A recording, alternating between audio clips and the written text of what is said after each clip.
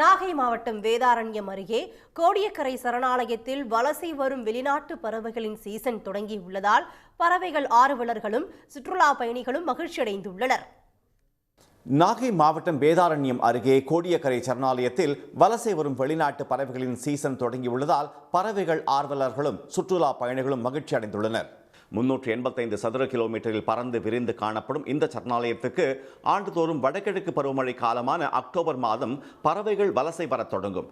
March மாதம் வரை 6 மாதங்கள் இங்கு தங்கியிருந்து பின்னர் பறவைகள் இடம்பெயர்ந்து செல்லும். அதன்படி இந்த ஆண்டு வடகிழக்கு பருவமழை தொடங்கி கோடியக்கரை பகுதிகளில் பறவைகள் வாழ்வதற்கு ஏற்ற சூழல் நிலவுவதால் ரஷ்யா, ஈரான், ஈராக், இலங்கை, சைபீரியா உள்ளிட்ட 15 நாடுகளில் இருந்து பறவைகள் வலசை வரத் தொடங்கியுள்ளன. செங்கால் நாரை, பூநாரை, கூடைக்கிடா, கடல் காகம், கரண்டி மூக்கன், வெண்கொக்கு, மீசைத்தட்டை அலகுவாத்து, கொசு உள்ளான் உள்ளிட்ட 295 வகையான பறவைகள் இங்கு வந்து குவிந்துள்ளன.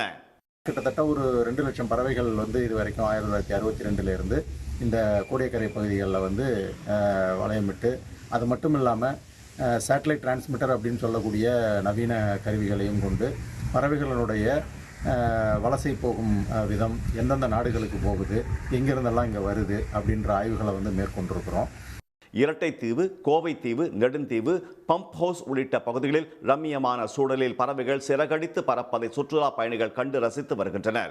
கோடியக்கரையில் தட்பவெப்ப சூழல் பறவைகளுக்கு ஏற்ற வகையில் தற்போது நிலவுவதால் இந்த ஆண்டு லட்சக்கணக்கில் பறவைகள் வர வாய்ப்புள்ளது என்று மும்பை பறவை ஆராய்ச்சியாளர் சிவகுமார் தெரிவித்துள்ளார்.